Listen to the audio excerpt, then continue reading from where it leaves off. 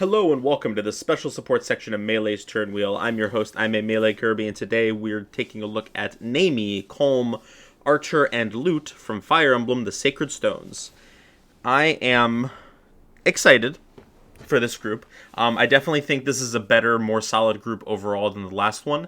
I think that I think all the characters in this one have at least one support. That I vibe with, that I really enjoy, which I could not say for the last one, that's for sure. So, yeah, let's go ahead and just get right into it. Starting with Neimi. I guess we'll do Neimi first, because I have her page pulled up right now. And Neimi supports with Colm, Garcia, Amelia, Artur, and Gilliam. Now, two of these we did already take a look at in the previous episode, the Gilliam and Garcia supports. I don't really have much to say about either of them from Neimi's perspective. I think she's very endearing in both of them.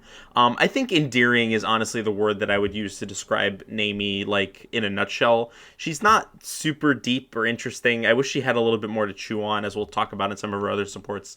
But she's just nice, you know? She's a nice endearing character who is likable, and that counts for something, you know. I don't want to take that away from her. In the Gilliam support, she has some cute interactions with Gilliam. In the Garcia support, she has some cute interactions with Garcia. I particularly like how Garcia encourages her and makes her feel like more valued as a member of the army. That's all really nice, and I enjoy that a lot. But you know, neither of those supports are like winning any awards or anything like that. The Colm support is interesting. I think this is a good place to start for these new supports that we're talking about today, because Neimi and Colm are a paired ending. In fact, Colm is her only paired ending. In fact, they're like such a canon couple that she brings him up in other supports as being like the boy that she likes. We'll talk about that when we get to the Amelia support. And the main thing about this support is that I don't really like them together. I think that their dynamic is like shitty. Colm is just like really mean to Neimi. He teases her a bunch, and I get that, like, you know, they're childhood friends. They have a ton of history together, and to like have that encapsulated in 3 supports would maybe be a little bit unrealistic. But like, I guess I just would have liked to see more of why she actually likes Colm, because I don't really get much of that impression from this support. She does say that he's always been there for her, and they talk about some of like the history that they have together. And that's all well and good. I guess I would have liked to see more of like Colm's nicer side come out. I guess maybe you could argue it does in the A support. I still think he's being a dick throughout most of it. But he does say, you know, like, I'll protect you and all that. So, I mean, you know, if Neimi knows what she wants, I guess that's fair enough. And I'm sure there's a lot of like positive off-screen interactions that they've had that we're just not privy to, but it is it's a little bit of a bummer, I guess. I wish they had done more with that, considering that it is these guys are, Colm and Neimi are essentially the support tutorial, right? Like you get Neimi at the beginning of chapter 3, you have her recruit Colm, and then immediately they have a support together. So they're the ones who are supposed to teach you about kind of like how supports work. But it's not, I just wish they had done more with it, I guess. It's just not that great of a pairing, in my opinion. And it's also both Colm and Neimi's only option.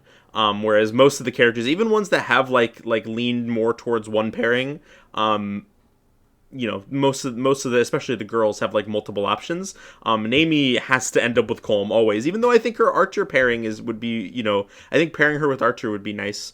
They have a cute dynamic together as well.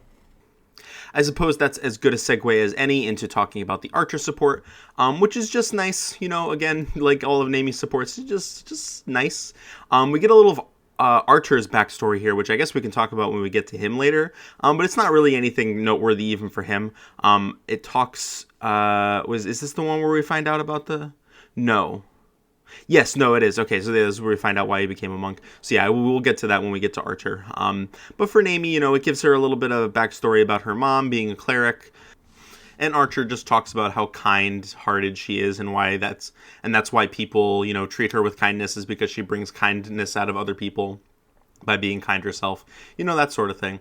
I like their chemistry. I think they have a nice dynamic here. I wish they had a paired ending, or at least an option for a paired ending if we can get her out of that relationship with Colm. I'm sorry if I have any Colm Neimi shippers in here. It's a popular ship. I mean, it's the one that the game pushes really hard. It's just man, it's just I'm not as big a fan of it myself. And lastly, we have the Amelia support, which I don't really have much to say about. There is one thing here that I want to draw specific attention to, and that is Neimi is talking to Amelia. She's like, hey, why did you join up? Why did you sign up to be a soldier? And Amelia gives her answer. And then Amelia asks Neimi, and Neimi doesn't really have an answer. She's just like, oh, I don't know. It just kind of happened. Which I think is...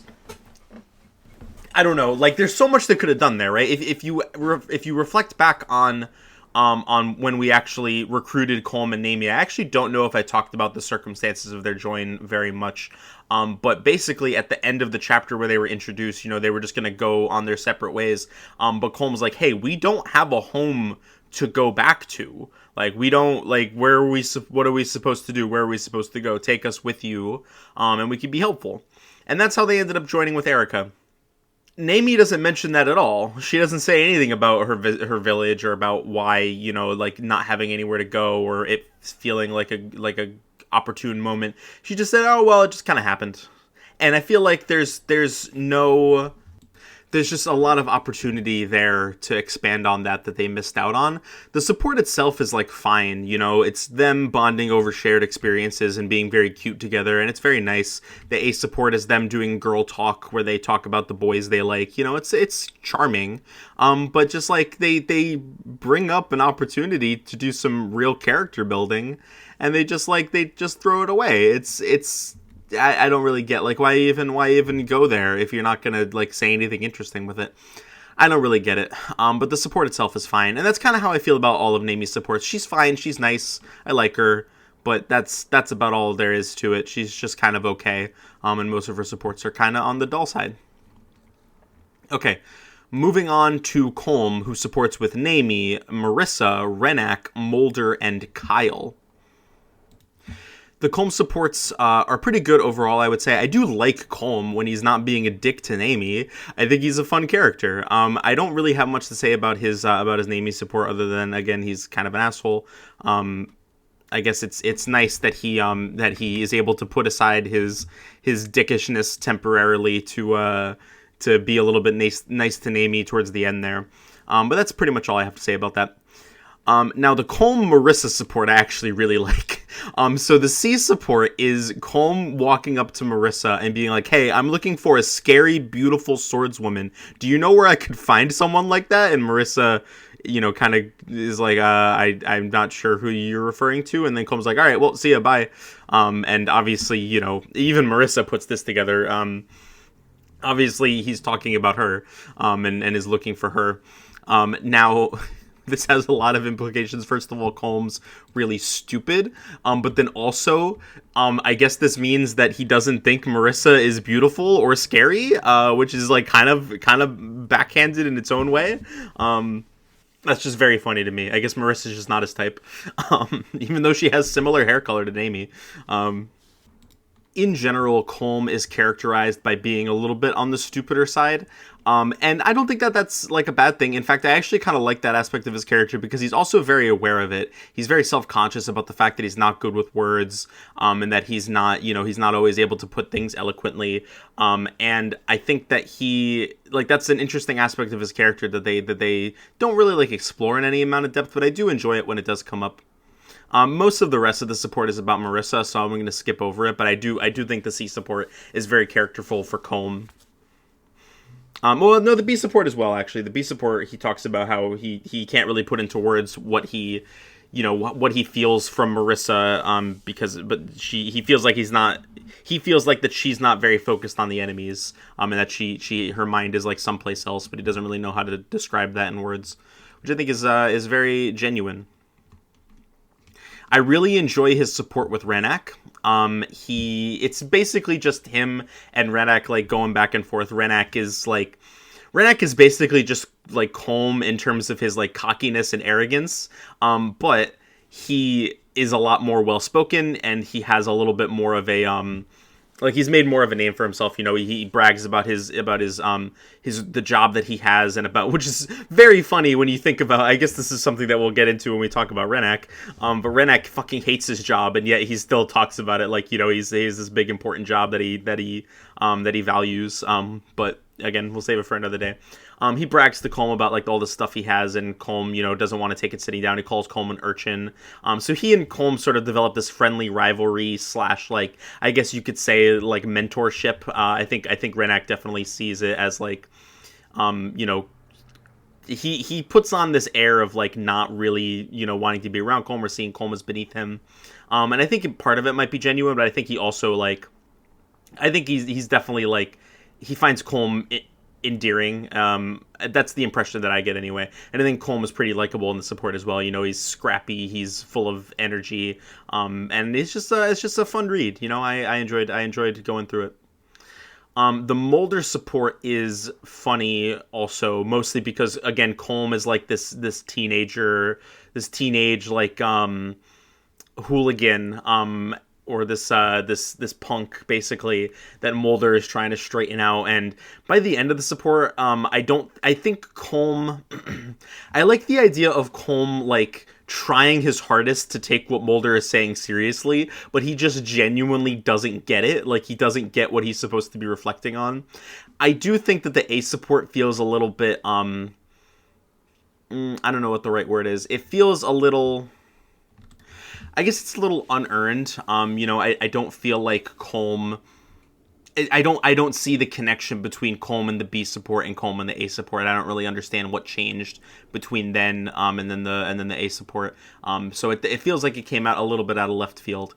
But I guess he just worked at it. It feels like Colm still doesn't get it by the end, but he's like starting to get the hang of it. Like, he can't really articulate or understand why he's doing better. He just kind of is, which I think makes it feel a little bit less earned than it could have. But, you know, there's not much to say about that, I don't think. The Kyle support is okay. It's again just Colm kind of being like a punk, and Kyle seeming to genuinely like care for him. It seems like he considers Kyle a friend, or he considers Colm like somewhat of a friend, and considers him like a valuable asset. I guess I'm getting a little bit ahead of myself. I forgot there's like a whole B and C support before the A support. So the C and B support is just Colm going to Kyle, telling him about things that he's worried about Erica, in the C support, and then Ephraim in the B support. And Kyle like takes it okay, you know, like he finds it he by the end of the B support, he's like, all right, well, this isn't really like useful information, but at least Colm's trying, you know. That's not what he says. Kyle doesn't seem to give a fuck, but I do think it's nice that Colm is actually trying. You know, it makes him seem like he genuinely cares about the people that have taken him under their wing. And by the end, you know, it's sort of just them coming to a mutual respect for each other, and Colm feeling like a valued member of the army, and feeling like he's made connections with the people here, which is just nice to see. You know, it's a fun support. So overall, I like Colm. Again, like Neimi, there isn't really a lot to chew on here. I don't think there's much depth to his character, but I do find him likable, and I think that helps. I like him more than Neimi a little bit overall, but he's still not like anything super to write home about, I don't think. Okay, so next up we have Artur, and Artur supports with Lute, Tethys, Cormag, Neimi, and Joshua. So let's talk about the Neimi one, just get that out of the way, because I already sort of explained the lowdown. It's just about Neimi and Artur like bonding a little bit. Artur recognizes her mirror as being something that is given to like high-ranking clerics. So they talk a little bit about that and how Neimi's mom was a cleric. She loses the mirror, and Artur helps her get it back. He seems very invested in helping her. I mean, part of it is because she's like sobbing uncontrollably over it, which is funny. Well, I mean, it's just not funny. It's what Neimi. It's like Neimi's thing. She's a crybaby, right? Which like Colm. I definitely think Colm is a little bit mean about it, but I mean, he's also not wrong. She kind of is a crybaby.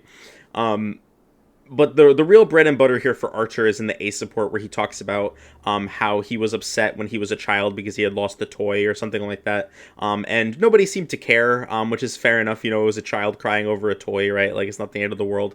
But there was a monk who came by and helped him out, and that was what inspired him to take up the cloth, because he felt like he should pay forward that good deed that was done for him that day. It really stuck with him.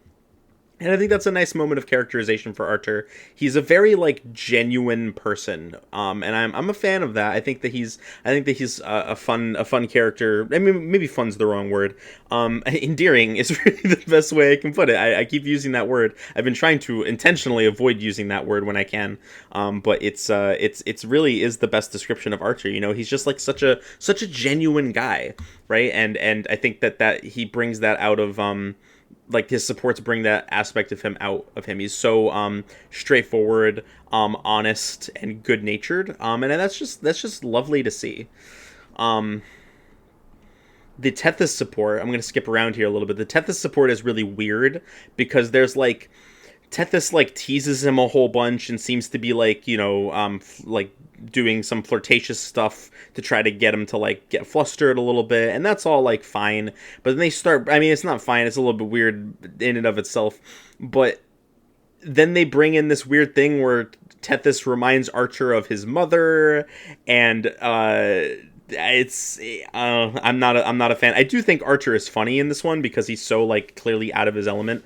Tethys is also pretty funny as well. She's trying to get him to become a dancer because she thinks he's beautiful, and thinks that he would make a good dancer. So she's toying with him about that, and sort of bowling over his protests, saying I don't want to be a dancer, I don't want to be a dancer. So that's it's entertaining for sure. I just think that it goes to some really weird places that I don't fully get, but maybe some people out there like it. I don't know.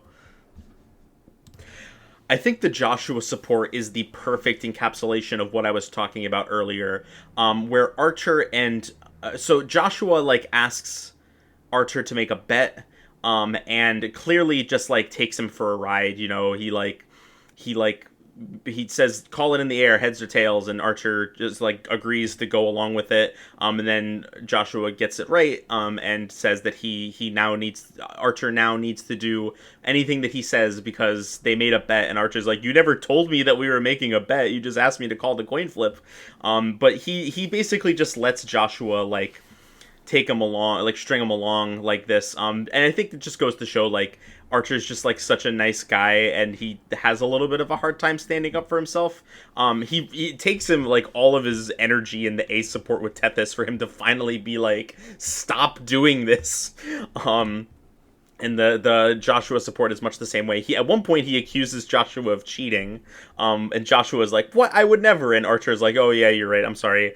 I shouldn't have said that. And then the A support Joshua's yeah, bro, I was cheating the whole fucking time. It's quite entertaining. I'm a fan of that one. I don't think it really says much about Archer that I haven't really already gotten to. I mean, by the end of it, he's willing to help Joshua out, of his own volition, which is nice. It's, it's good to see that they've grown a little bit closer.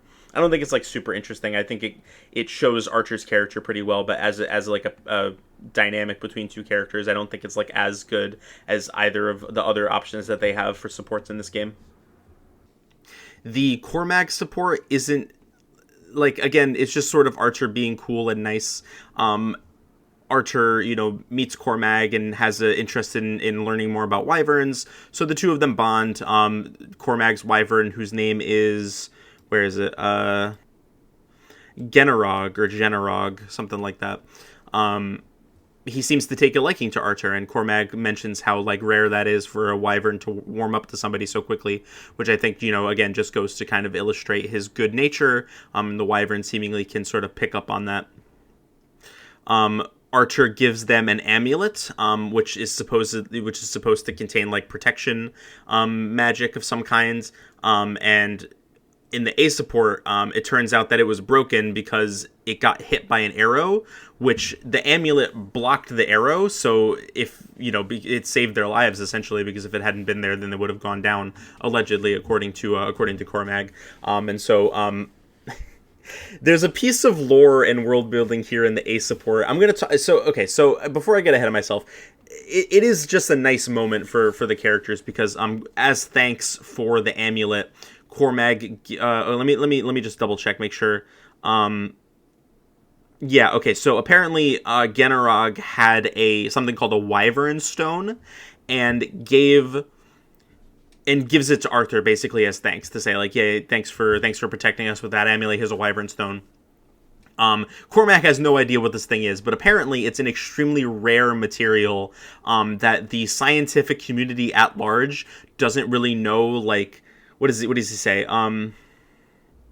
Okay, yeah. So let me read this sentence, and you'll see like how fucking deranged this is.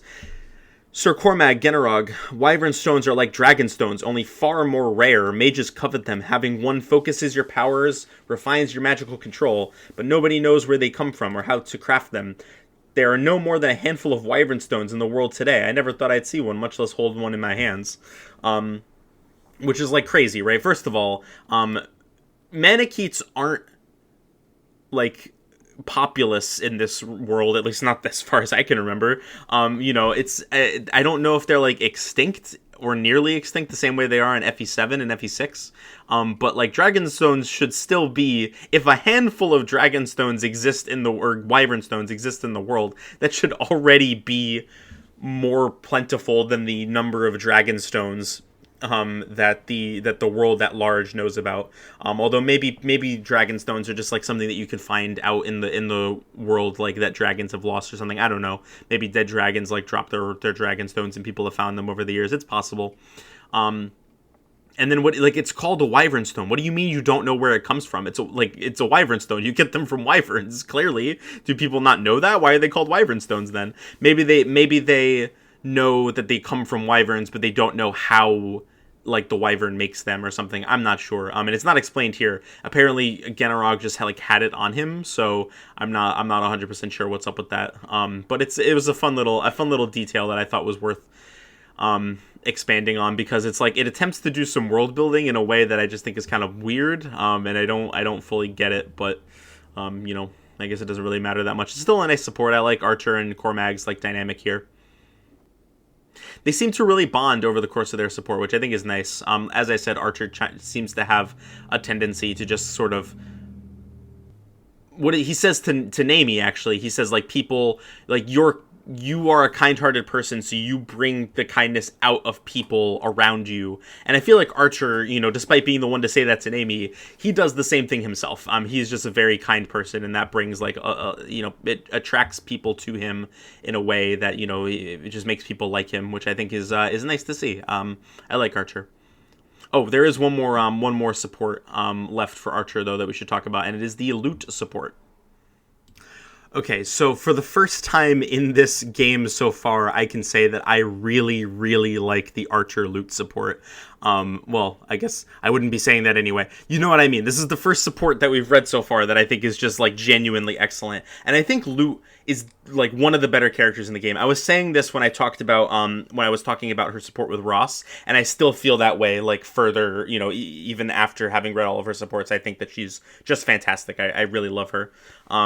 She's so funny. And I think her relationship with Archer here is like so nice. I think it's a little bit hard to give full context on without knowing sort of like what her relationships with other people are like. But I mean, I think Lute, the whole thing with Lute, right, and you see this in all of her other supports, especially Ross, but a couple of other ones as well, is that she is so like stilted and like doesn't really understand the social graces, and is really slow to warm up to people, but yet Archer, like she and Archer have clearly known each other for a really long time. They have like a lot of history together. She clearly cares about him very much, and is has a history of like teasing him and what does she say? There's a story about they go through a couple of stories. Yeah, she fucked with him by replacing a bookmark in one of his books with a lizard's tail. and then she released a whole bunch of spiders in his room, despite the fact that Archer is scared of spiders. So she enjoys messing around with him. She also, in several of her supports, has something that she calls her monk watching habit, which I like. She never mentions it with Archer, but I can only assume that she just like follows Archer around and observes him while he's going about his business, which is really funny to imagine her doing, just kind of like following him for no reason and just keeping an eye on him the entire day. They have such a fun dynamic, and by the end of it, this does end up in a romantic support. I really like this moment for Lute too, because Archer, is really heavily implying what he's trying to say, trying to imply like his feelings for her, and she's just absolutely like clueless, has no idea what he's talking about. And then when he comes right out and says it, she like immediately starts panicking, starts trying to relate it to the things that she's read in her books, and saying like, I don't have any experience with this. My books never told me how to handle a situation like this. So I think it's really easy to read Lute as like, so like, obviously like she's extremely socially awkward. I think it's very easy to read her as autistic. She's like a savant. She knows a lot about like, the things that she's read, and she knows a lot about like data and history and all that stuff. But when it comes to like learning about other people, that's a lot harder for her. But it's not portrayed as like a negative thing, right? Like sometimes she can be a little bit crass or a little bit of a jerk.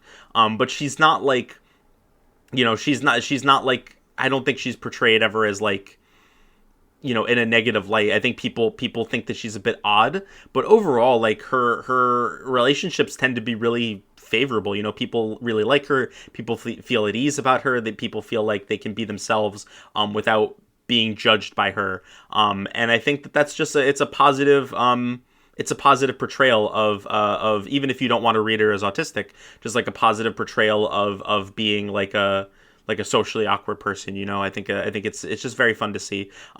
In terms of Archer, Archer's end of this support, because I'm dipping into talking about Lute now. I think Archer in the support is pretty good. I like how he like despite the fact that she's like tormenting him basically, or has tormented him in the past, he understands that it is like genuinely her way of showing affection, and he's still frustrated by it. He still like gets up in arms about it a little bit, but at the end of the day, he doesn't judge her too harshly for it. There is a really nice moment in the B support where, despite the fact that Archer is trying to hide the fact that he's very tired, Lute immediately clocks it and says like, "Oh, you're exhausted, aren't you?" And has like a really nice interaction where she like gives him some suggestions about how to get a good night's sleep, offers to hum to him to fall asleep because she hears that it's music can help you sleep. So she genuinely does really care about him and want him to do well, which is just so nice to see from both of them. I think that they have such a cute dynamic. I'm very excited to talk about Lute, and I'm sort of already dipping into what I like about her character so much. In fact, I basically already talked about what I liked about her character so much. I did forget for a few minutes there that I'm supposed to be talking about Archer. I think I've really said all that I can about Archer. I really enjoy his like just kind. He's just like a kind, nice guy, and I really enjoy seeing him just be that cool, nice guy in all of his supports. I like his dynamic with all the characters. I think he gets people to open up to him really well. It's just very fun to see, and I like him. I'm not doing a very good job articulating my thoughts today. I don't know why. I think it's just because these characters are like, even the ones that I like, the ones that are nice, I think are just a little bit on the dull side. But Lute, let's get to Lute so I can finally talk about a character that I genuinely really like in this game. Lute is so good. Lute supports with Archer, Ross, Noel, Kyle, and Vanessa. I already talked about the Archer support. I think I basically said all I can about Lute from that support. The rest of her supports, I mean, even in the Archer supports, but the rest of the supports can just be characterized effectively by saying that Lute is just like a creature, Lute, because she's such a creature, in all of her supports. The Noel one is her following Noel around and like literally fucking attacking him to like try to get him to like I don't even know what she's trying to do. She's trying to make sure that she's not like there's not somebody better than her in the army because she's invested in being superior to everybody else. So she fucking attacks this guy, and Noel's like a nice like a relatively chill guy. So he mostly lets it slide, but is also very like perturbed by what the fuck is going on. By the end, Lute is now not worried that he's superior to her anymore, so they can start getting along and having a friendship. I'm not actually a huge fan of that support. I just think it's very funny that Lute would just fucking attack this random guy that she barely knows.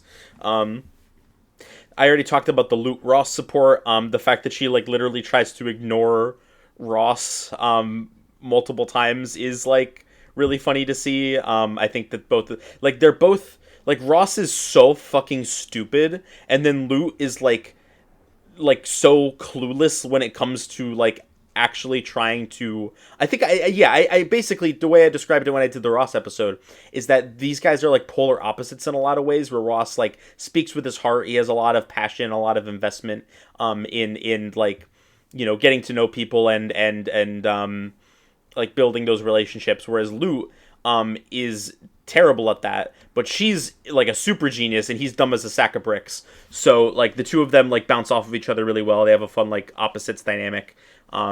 It's enjoyable to see. I like them. I like them together a fair bit. Ross is like, Lute says, "What do you want?" Ross says, "Well, nothing in particular. I just thought we could chat or something." And Lute says, "Well, that doesn't sound very productive nor strategically important." She's like, she's such a creature. Oh, you know what she reminds me of? You know who she reminds me of a lot? In terms of like the way that she interacts with people. If anyone out there has played Katawa Shoujo, which I'm sure a fair few of you have, it's a pretty popular game. She reminds me a lot of Rin. Rin is definitely not like, she's not exactly the same. Rin is not like a super genius, but she's like slightly off kilter in the same way that Lute is, and it's very entertaining to see from both of them. I think that they're just like they march to the beat of their own drum, and damn anybody else who tries to stop them. And that's just very fun to see. I love that character archetype, I guess, you know. The Kyle support is like not really remarkable. The only thing that's noteworthy about this is that it ends in a paired ending for both of them for some reason, where they end up getting married, and I don't really get that one. I don't think they have very good chemistry together, and I don't think that a romantic pairing like really works very much here. I think Lute is like at her most normal in this support, I would argue, which is not.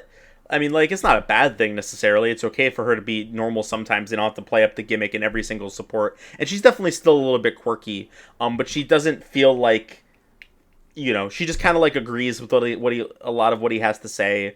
Doesn't really put up much resistance to some of the things that he's saying, in the same way that she does with a lot of guys. So I don't have much to contribute about that one. I just think it's kind of okay. And then the Vanessa support is her bonding with Vanessa. This is the most personality that I've ever seen in Vanessa. I don't think Vanessa is a very interesting character. I remember her being extremely boring in most of what I've read from her. But she has a nice dynamic with Lou. I think you know. Even Vanessa herself says in like I think it's the A support where she's like I'm like you're doing a good job of getting me to open up to you. I feel like I can be myself and relax around you. So I think that might have something to do with it. She's a little bit less uptight when Lute's around. Oh, there is a couple of things. Well, there's a couple things I wanted to talk about in this Vanessa support. One of them, though, so let me. They're talking about Pegasi in the C support. And let me read to you one of the things that she says. In some countries, this is from Lute. In some countries, the word Pegasus means fountain or ocean. Different cultures have different stories about the creation of the Pegasus. In one legend, there was a monster who could turn anyone into stone. When the monster died, its blood seeped into the ground. There, a Pegasus was born. Which is, as far as I'm aware, just the actual legend of Pegasus, like from our real world. Pegasus was born, or at least like brought into the world or something like that, when Medusa was killed, and Medusa's blood seeped into the ground and made Pegasus. So that has some interesting implications. But obviously, we're not supposed to take it super seriously. But if you want to be really literal, you know, like does like Fire Emblem take place in a version of our own world? Dun dun dun. It's just like a funny little thing to talk about. I do think there's a lot of room to speculate about like whether or not the games all take place in the same universe. I mean, some of them obviously do, but like some of the games, like Sacred Stones, feel like disconnected from the others, but still have a lot of points of commonality. So like, could they be connected? Maybe they are, maybe they're not. Who knows? But that's not really relevant to this support at all or Lute's character. So I'm getting a little bit sidetracked. The best thing I can say about these Lute supports is that like there's so many like little interactions that I'm skimming over here, right? Like there's so many little things that Lute says. Like there's a scene early on in the Vanessa support where what does she say? Vanessa says, Lute says something like sarcastic. She was joking, but Vanessa took it seriously because she had a straight face. So Vanessa says, you said it was such a straight face. You definitely had me fooled. And Lute says, thank you. That's so sweet of you to say. And then later on in the support, Vanessa says, when I'm with you, I can relax and just be myself. And Lute says, oh, I'm so sorry to hear that. Like... She's just funny, She's just a really funny character that you love reading. At least I do. So the best thing I can say is like I'm not going over every single interaction. I'm not like reading every support line by line. Welcome to the special support section of Melee's Turn, where we take a look at each support in the Fire Emblem series line by line. That is not what this is. So I would recommend that you go and read Lute supports because she's just like really funny and charming and endearing. It comes full circle. Yeah, I like Lute a lot. She's definitely my favorite character in the game that we've read about so far. There are a few characters that I know I remember really liking, like Seth and like yeah, that might actually be it. I don't know. Seth is like La Rochelle also. I remember liking Dusel. So there's like a few more that like might give her a run for her money, but in terms of at least so far, I definitely think that she's the best character in the game for the characters that we've talked about the supports. Okay, that's all that I had to say about any of these guys. Favorite character of the episode is obviously Lute. And I think that's everything. Yeah.